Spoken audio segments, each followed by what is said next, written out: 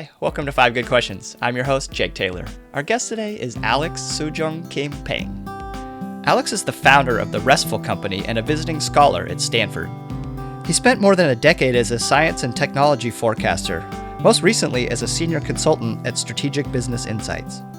He has a particular expertise in the social and institutional implications of emerging technologies and scientific practices. Alex earned a Ph.D. in History and Sociology of Science from University of Pennsylvania.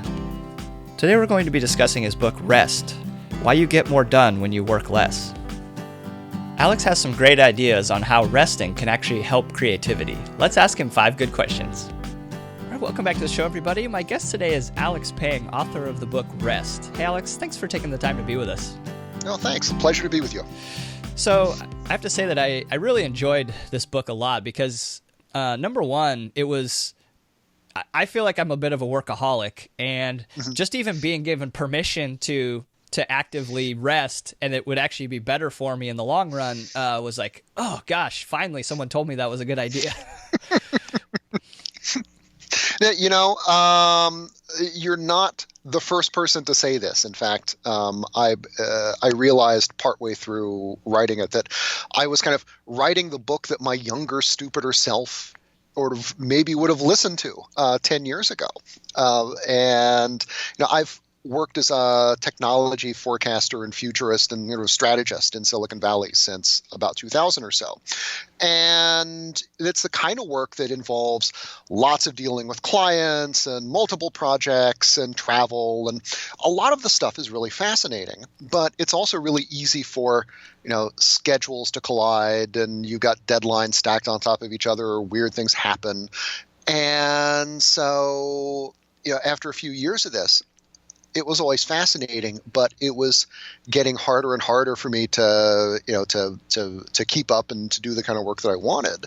And my response to it was always to try and do more, right? Take more home, do more work on the weekends and stuff. And especially with, kids and sort of any kind of semblance of a life, that's a really hard thing sort of to maintain. And it had never occurred to me in all those years, even though for a living, it is my job to get people to question basic assumptions, right? To understand that that technologies in the world are not predetermined and inevitable, but rather are shaped by all kinds of forces that can go in many different directions. Even though that was my job, I never really thought about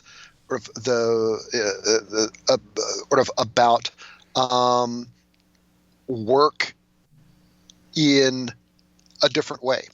And so when I was a few years ago on a sabbatical in England at Microsoft Research, at one point I was really struck by the fact that I was living a life that was incredibly different from the one that I had back in Silicon Valley, but it was more leisurely. I didn't feel time pressure.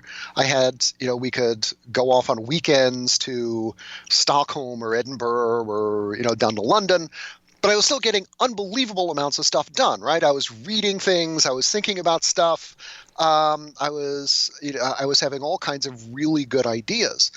And I realized, maybe it's not that sort of endless labor, that kind of that the sort of state of perpetual busyness and hyperactivity is the way that you get things done. Maybe it's actually maybe it's the case that you can actually get really good work done by working less. And that experience got me started on the research that eventually became Rest. So the bottom line is you are going through sort of in your reaction to the book the reaction that I had when I started work on the book. So good for you. So question number one, what was Wallas's 4-stage model of creativity? Because I think it helps explain a lot of some of the science behind why resting is so important. Right. So, okay, so Graham Wallas was a psychologist who was one of the co-founders of the London School of Economics, along with the founders of Fabian Socialism, Sidney and Beatrice Webb, and then George Bernard Shaw. People are much more likely to have heard of the Webbs and certainly George Bernard Shaw than Graham Wallas. He's sort of the Ringo Starr of that set. But he was interested in the application of psychology to political science, which in the early 1900s when he worked, both of those were still pretty new fields. Yeah. So putting them together was kind of a challenge. Wallas wrote a book called The Art of Thought, in which he talks about creativity essentially happening in 4 stages. And it's actually a model that has become widely used and very popular, though without attribution to him. And the first stage is what he called preparation, where you begin work on a problem, you get immersed in it, you do a lot of the kind of formal thinking and analysis that is the foundation of any good piece of work, right? For some kinds of problems, that's all you do, right? It's logical enough so that you can get an answer just staying in that kind of mode. For really complicated things, though, it's often the case that after a certain amount of formal work, you hit a wall. And what Wallas argued was that lots of really creative people, when they reach that point, stop. They go into what he calls the incubation stage, where they go off and maybe work on a different project or go on vacation sometimes. Or if it's a relatively small kind of problem, you might just go for a walk. And in the incubation stage, your subconscious mind takes over, continues processing this, turning over ideas, and eventually comes up with an answer in the third stage, illumination. Illumination tends to happen fairly quickly, though Wallas argued that there were things you could do to both recognize that it was happening in your mind and to kind of promote it. And then the final stage was what he called verification, which is, essentially kind of checking your math and adding in the footnotes or doing all the work necessary to take this insight and turn it into final product. Now, this is a model that is relatively simple, but which has turned out to be very useful as a guide for neuroscientists, for psychologists of creativity, people who study innovation within organizations. And I think that for me, what was really really useful about it was, a good bit of the book talks about and gives examples of this incubation phase, which can happen, which is something that can that sometimes can take, can play out over the course of seconds or minutes. When you're working, let's say, on a crossword puzzle, and you have a clue and you're trying to figure it out, and then you go on to the next thing, and then wait a minute, you realize the answer is scimitar. Then that is a small example, a small scale version of that 4-stage process. And, the final stage is, you see, it's actually, the right number of squares, and then, and you fits in with everything else. And it fits in, and you've got your proof. And Wallas was really interested in understanding what it is that happens in the incubation stage. The state of psychology in the 1920s was such that he was able to gather plenty of case studies, of historical examples or accounts by creative people of their process. However, things like neuroscience and brain science were not yet at a stage where you could, in a sense, kind of lift up the black box of the brain and begin to understand, to put kind of neural correlates to these processes.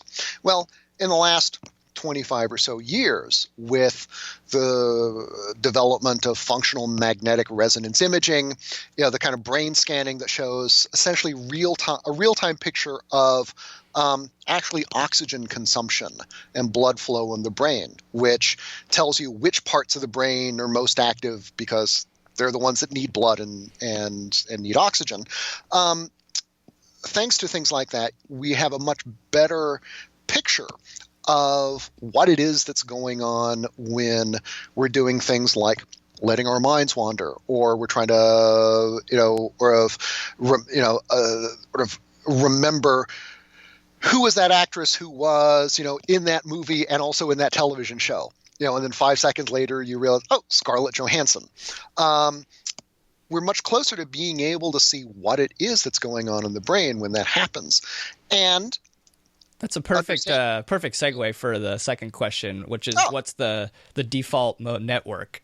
Okay, so right. You're right there.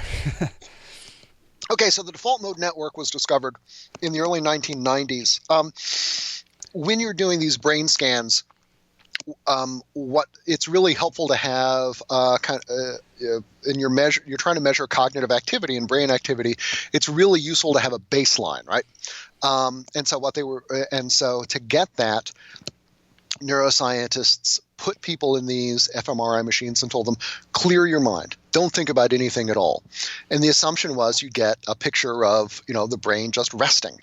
Well, it turned out they got a picture of the resting brain, but the resting brain is actually really, really active. Mm-hmm. There is, when you relax your attention, there's a whole second network that fires up, which is now called the default mode network. And there are a couple features that are about it that are really interesting.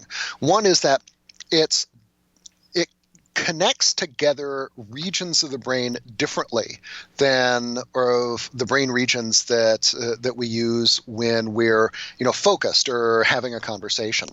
The second thing is that in creative people, the network seems to look a little different, in somewhat the same way that, let's say, the muscles of rugby players or gymnasts are different from those of ordinary humans. In particular, there are what we can think of as filters, parts of the brain that filter ideas and essentially evaluate them for being, crazy or not. This is why when we talk about people not having filters, mm-hmm. That's the region that is sort of less engaged. And in the default mode network, those regions are kind of cut out. And what that means is that this seems to be why our subconscious minds are able to come up with sometimes completely crazy things expressed, let's say, in dreams or nightmares, that our conscious minds wouldn't. But when we have, for example, been working on a problem for a really long time, and we sort of take a break, we go into that second stage, the incubation stage. And say you're out on a walk, and suddenly you realize, wait, if I think about it this way, then it turns out I can get to an answer. Or if the answer is 42. That is the default mode network continuing to take on this question that your conscious mind has been sort of engaged in, turning it over, trying out various connections or combinations of things, and eventually coming to an answer.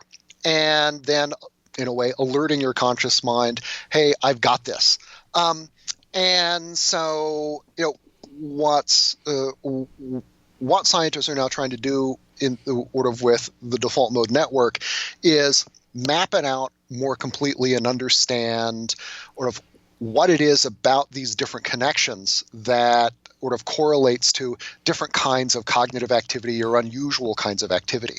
So, but the existence of the default mode network and its sophistication, I think provides provides real, tangible sort of evidence that activities that we think of as unproductive, as sort of just, kind of sort of mind wandering and useless, actually turn out to be ones during which our minds are really very active and doing some very useful things. The second important part of the work on the default mode network is that the network can change over time, right? It can become more refined. We can nudge it to work to continue turning over ideas that we've been working on, we've been laboring on, and we can, in a sense, enlist it in our sort of search for new ideas, and for innovative ideas, by doing certain kinds of things, apparently often very ordinary sounding practices, like sort of going on walks or taking naps or things like that, that encourage the default mode network to sort of continue working on things, and extending sort of our conscious efforts at solving problems or creating fictional worlds or writing songs. So, yeah. So that's a perfect segue for question number 3, where, our society seems to idolize people who work 80, 100-hour weeks, killing themselves. And that seems like what you have to do for success, or you're not really trying that hard. Right. And especially as our economy has shifted more towards, service and creative, the rewards going to that, and not so much of a mechanistic, industrialized setup. What do you, what's the paradox there that all these productive people, and I guess we're kind of already explaining it, I mean, it's the whole book, but there's this paradox that these 100, 800, or 80 to 100-hour people that are working they're actually maybe inhibiting their creativity potentially by not carving out more space. And as kind of a corollary to that question, how does deep play fit into that? Because there's also a lot of overlap between creative types and this deep play notion. Yeah. So, I think that I have, in the last couple of months, given talks about rest in Japan and Silicon Valley and New York and London and Amsterdam. And one of the things I notice is that everywhere in all of those places, if you ask people how they're doing, they'll often respond, "Oh, I'm so busy." Right. It's a badge of honor. Exactly. It has become a kind of default state. Even in Scandinavia, in places that are famous for working 35-hour weeks and everyone leaves at 5 o'clock, right? You're beginning to see that encroaching as of a kind of as the sort of default mode for people's lives. And the problem with it is that busyness is kind of like multitasking. When you're trying to do several things at once, when you're trying to answer an email on a conference call where you're supposed to be looking at a spreadsheet, you feel like you're getting a lot of stuff done, right? But you're actually not. Or there are innumerable studies that show that people work less effectively, that they are actually, or that it takes longer to complete tasks, and they do a worse job when they're multitasking than when they are focused just on the one thing. Yeah. Busyness is a kind of large-scale version of that applied to our lives, so that instead of email and spreadsheets, we're talking about our careers and our family lives. And so, but I think that the assumption that there is a straight-on linear relationship between the number of hours that you work and how accomplished you're going to be, or either in terms of in the short run, how quickly you'll finish this task, or in the long run, how good a career you'll have, how good a life you'll have, is likewise really problematic. It is the case that people can go into overdrive for brief periods. Anyone who's had to study for exams in college knows that you really can do an awful lot in a short period of time if you're super focused. You cannot, however, maintain that kind of pace either as an individual or as an organization for long periods. What happens is that you begin to get, or if people and companies burn out. You deal with chronic fatigue. You begin to commit errors that take additional time to fix, and consequently, your productivity goes down. The case of Samsung Electronics and the Galaxy 7 is a really good cautionary tale, right? The Galaxy, the 7 is the one that had the exploding batteries, and and Samsung had it turns out Samsung engineers realized they had an opportunity to push out a new phone before Apple got the iPhone 7 out. And so they went into total crunch mode. You had engineers sleeping under their desks. You had everybody doing 90-hour weeks. And it was a heroic effort. And they turned out a brilliant, fantastic product with just one little problem, right? And today, in a world where you're producing incredibly complicated technologies, or you are in a highly interdependent, interconnected world where your decision, your strategy may ripple out in your market in ways that you can't that are difficult to anticipate. Non-linear. A little problem like that can turn out to have enormous consequences. And part of the reason that that the batteries exploded was that they didn't have enough time to test. They didn't have enough time to really look closely at the data to see that there was that there was a problem, and enough time to fix it. That's a really nice example of how the short-term gain of having people really charging hard and working hard turned out to have a back end, a tail that was hugely costly. Now, you'd asked about deep play. Yeah. One of the things that really struck me when I was working on this book was how many people who won Nobel Prizes or made great discoveries or wrote fantastic books or symphonies had really serious hobbies. These are people who were incredibly ambitious, who were really conscious of their time, who thought about their work a lot.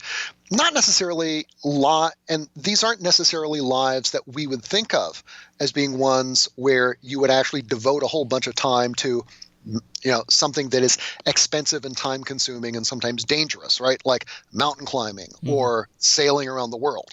But these people did it quite often.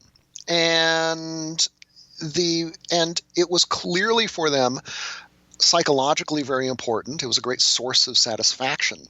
And it turns out that that for really creative, ambitious people, there's a certain kind of hobby that is incredibly appealing and that helps make them more productive.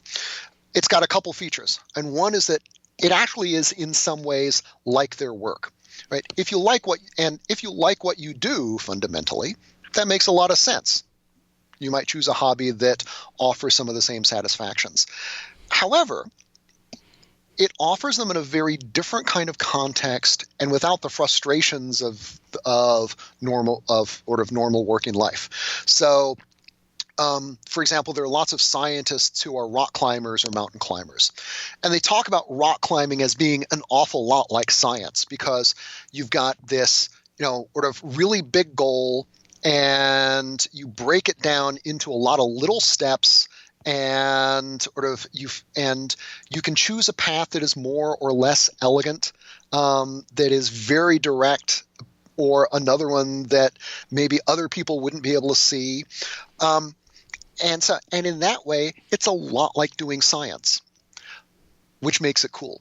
On the other hand, it doesn't take years, And at the end of the day, after 6 hours, you've either reached the summit or you haven't. Yeah. There is no ambiguity whatsoever to the achievement. Shorter It's feedback loop on that. Yeah, it's a much shorter feedback loop. There's a lot of clarity there, and it's also very physical in a way that that laboratory work or theory is not. And that's a nice example of how people are able to find these activities that provide some of the same kinds of emotional rewards as their life's work, but in a very different kind of context and sort of different kind of physical and different kind of time scale. And that deep play, it seems, is important because in a way it provides a break from your work, but it also kind of gets you back in touch with what really matters most about your work. Winston Churchill liked to go off and paint. He started painting during World War I, and he said that painting was like politics, in that you literally needed a clear vision of what you were going to do.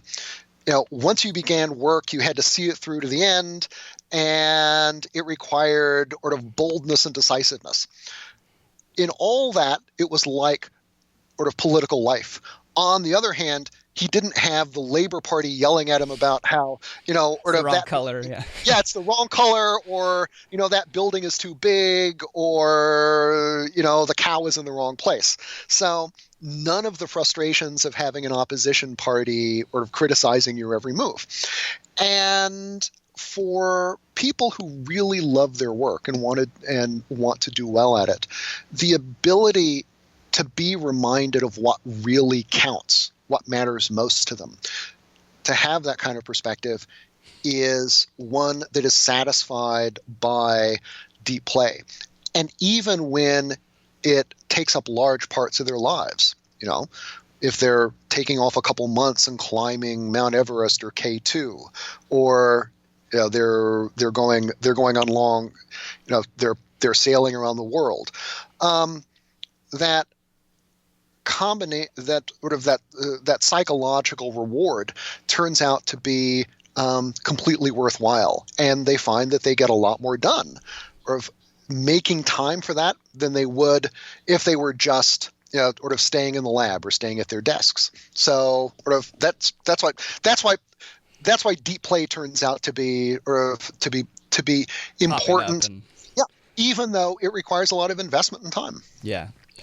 So question number 4, one of the things I really liked about the book was that there was kind of a fractal nature to it, in that there was, there's a kind of a day time period, and then there was sort of weekly time periods, and then vacations on maybe like a more monthly, and then more like sabbaticals on an even longer time frame. And each time, rest sort of factors into each one. Yes.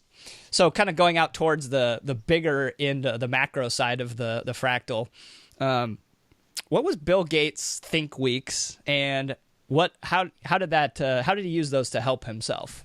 Okay, so Gates thinks the Think Weeks was something that Gates started when he was CEO of Microsoft. I think he started them in the 1980s, but he starts talking about them and goes public a few years later. The Think Week was one where Gates would go off to a cabin in some location. I don't think it's ever actually been revealed. Undisclosed. No, and it's the kind of place you can only get to by helicopter or seaplane. And he would spend a week there with nobody except for one personal assistant, kind of groundskeeper, and he would bring like 100 technical articles and journals, and he would just spend the week immersing himself in ideas and proposals, reading stuff, trying to get a sense of where technology was going and where the world was going. And CEOs generally are able to spend something like 8 minutes on a subject during the day before they have to go on to something else. And you may have to do this for 10 or 12 hours a day. So that's both a lot of time, but divided into really tiny fractured sections. And so for Gates, being able to take a week and just devote himself to the big question of where is technology going, what things should Microsoft pay attention to, was sort of a huge thing for him. And it's a nice example of the ways that sabbaticals or annual breaks can be designed to really be life-changing. To provide, in just those 5 days, Gates was able to get enough ideas to keep himself going for the next year. And you have and it turns out that people who take these kinds of breaks, whether they are graphic artist Stefan Sagmeister, whose album covers are probably the only things that I have in my music collection, and my 17-year-old daughter has in her collection, or Ferran Adria, who is the father of molecular gastronomy, or Bill Gates.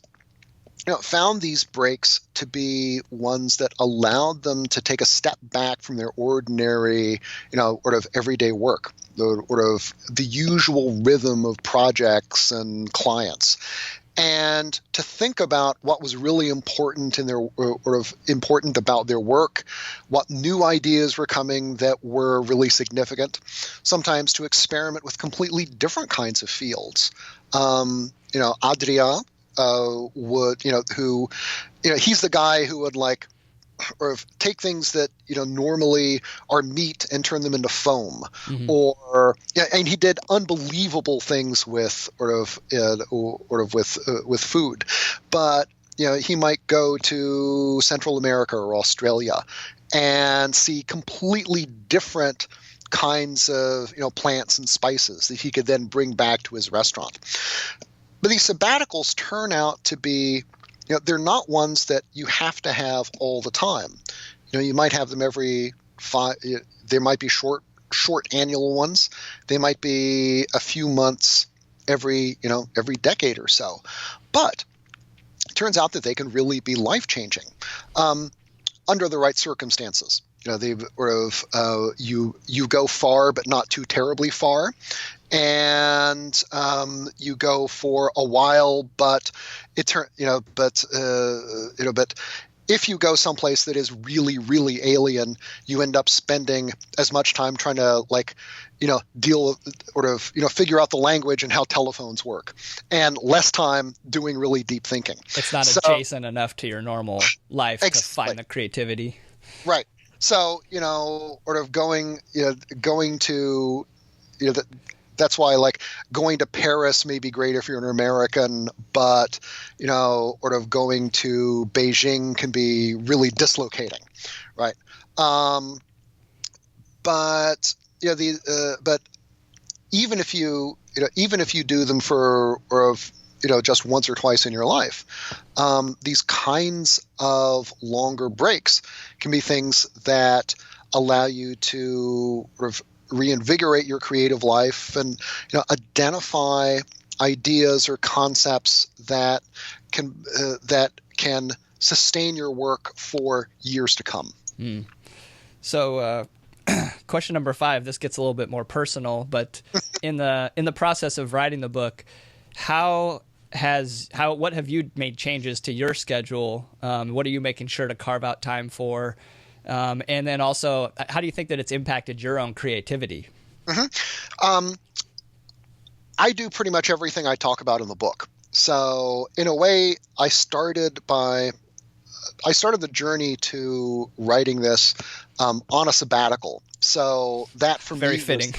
That for me was the first big discovery.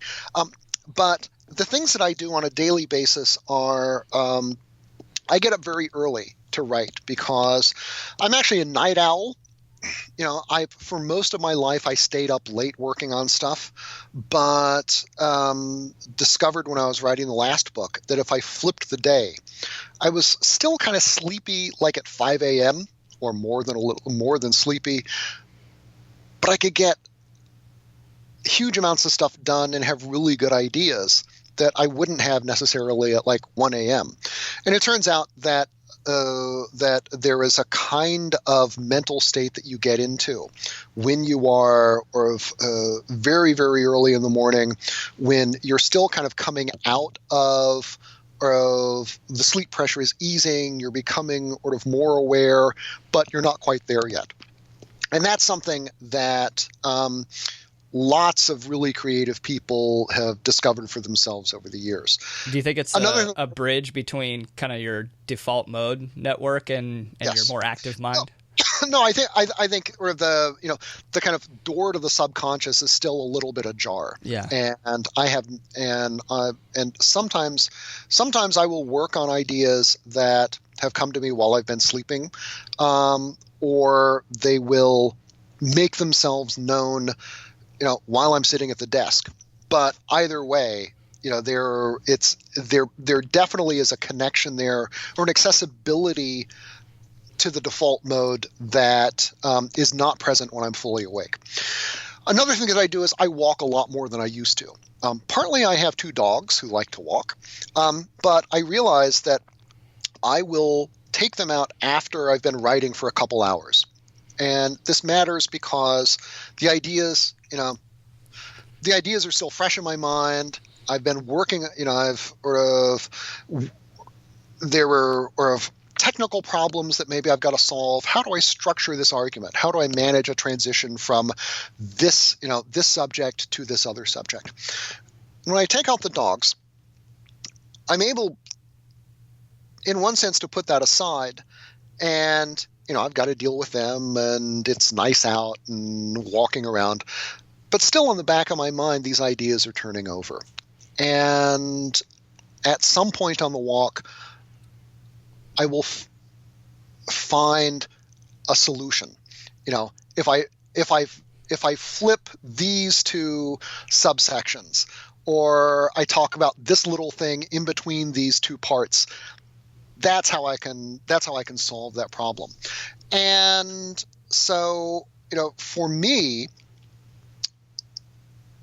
the alternation of this period of sort of really hard focused work with the walk is a critical part of my creative day. I'm a lot more likely to take a nap in the afternoon rather than have another cup of coffee, which is something that I did not do before I read about sort of the number of creative people who take naps and the benefits that they get from it. And then I'm a lot better at detachment, at stopping work and not thinking about it when I'm not supposed to be thinking about it. Because there is a gigantic literature that shows that the better you are at being able to kind of close the door, put down your tools at the end of the day and go do other things, the better you will be the next day. The more productive, the more creative you'll be. And this is something that people used to just be able to do naturally, right? When the sun went down, you came in out of the fields, or the factory whistle blew and you went home. These days, when we carry around sort of devices that keep us connected to our clients and colleagues all the time, or when it's easy to just look up that one thing, this becomes something that we have to relearn how to do. We have to practice consciously. But it turns out it's something that offers tremendous benefit. And I look forward to finding another place to go on sabbatical before too terribly long. I'm having a lot of fun sort of talking about rest, but at some point, I think it'll be interesting to take a sabbatical knowing everything that I know about sabbaticals. I got 2 books out of the last one, so who knows what I'll do next time. How about let's jump to the bonus question, which is for a book recommendation. And okay. What do you have for us today? The book that I would recommend is John Kay's book, Obliquity. I actually have a copy of it right here. I had a copy of it right here. Here we go. I don't know if you can see it particularly well, but there we go. All right. So John Kay was the first dean of the Oxford School of Business, the Said Business School. And Obliquity is a book that I read on my sabbatical that argues that really big goals are often best pursued indirectly because the world is a complicated place, because big goals often are kind of hairy and ambiguous. And so you need kind of to be able to, you need some flexibility in achieving them. And he points to companies like, let's say, that do fantastic work and are fantastically profitable when they do things like pursue innovation, or they try and create really high quality products. That in turn not only produces good products, but other kinds of cultural norms and behavior that makes for great companies and very profitable ones. In contrast, when those same companies are taken over by people who are all about the bottom line, they cease being profitable. And just as this can be true for for a company that makes airplanes or handbags, so too I think is it true of individuals, that that the goals that we most value in life are ones that we often have to approach with a measure of indirection. For me, foremost among them being the goal of doing really interesting work. This is something that it turns out is not, is best approached not by trying to do more work, but rather by discovering how we can do great work by working less. So that's so it was a real inspiration to me, and I think it's the kind of book that you can find, that you can read a lot out of. Mm-hmm. So that's why I recommend it. Perfect. Well, Alex, really appreciate you coming on the show, and I'm going to go take a walk and then a nap, and, and hopefully something gets shuck loose from my subconscious. Oh, I'm sure it will. So it was a pleasure talking. Thank you. Thanks for watching. I hope you enjoyed this interview. If you'd like to support this author and purchase their book, click here. If you'd like to become a subscriber to 5GQ, click here. And I included a couple other interviews that you might appreciate right here. Thanks. Happy reading.